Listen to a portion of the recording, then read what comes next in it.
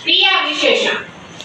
બરાબર ગુજરાતી વ્યાકરણ એટલે કે ભાષા સજ્જતા મોસ્ટ ટાઈમ ક્રિયા વિશેષણ તો ક્રિયા વિશેષણ કોને કહેવાય પહેલા તો ક્રિયા એટલે લખવું વાંચવું બરાબર ને કોઈ પણ વાક્ય હોય ને એમાં કર્તા આવે કર્મ આવે અને ક્રિયાપદ આવે કર્તા એટલે એમાં કોઈ પણ નામ હોય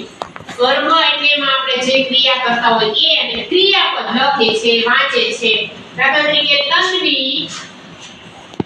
ચોપડી વાંચે છે તો તન્વી છે ઈ કર્તા ચોપડી છે ઈ કર્મ અને વાંચે છે ઈ ક્રિયાપદ આ બધું તમે શીખી ગયા છો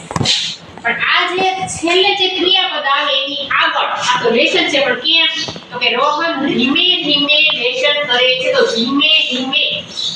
ઈ ક્રિયાની વિશેષતા છે તન્વી ઝડપથી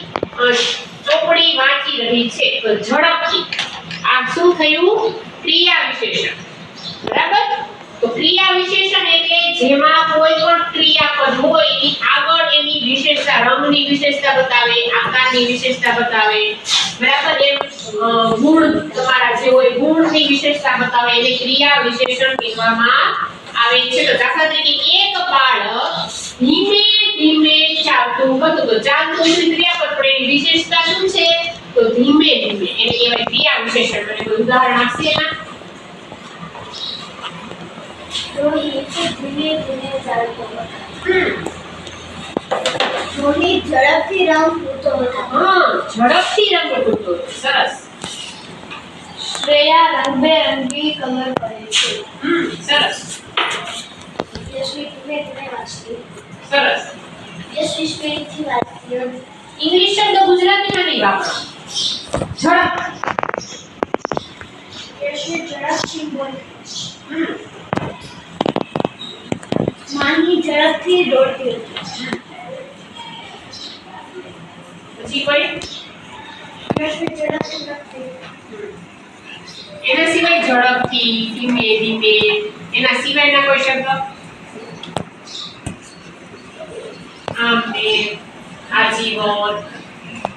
ઘણા બધા શબ્દો વિશેષતા તો કાંઈ પણ દર્શાવે યશવી આમ તેમ ફરે છે સરસ યશવી આમ તેમ જાય છે યશવી વરસને રંગ હા વ્યવસ્થિત રંગ પૂરે છે વ્યવસ્થિત એનું ક્રિયાનું વિશેષણ છે સરસ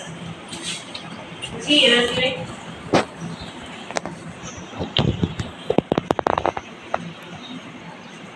બોલ બોલ પ્રયત્ન કરવાનો ખોટું પડે કઈ વાંધો નહીં બીજી વાર ક્રિયા ઝડપથી રંગ શૌર્ય ધીમે ધીમે દોડે છે તન્વી ઝડપથી દોડે દેવાંશી જલ્દી ચાલે છે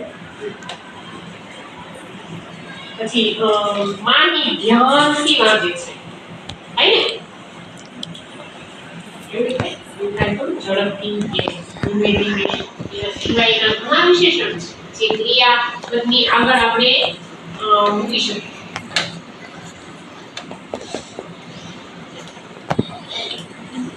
વિચારો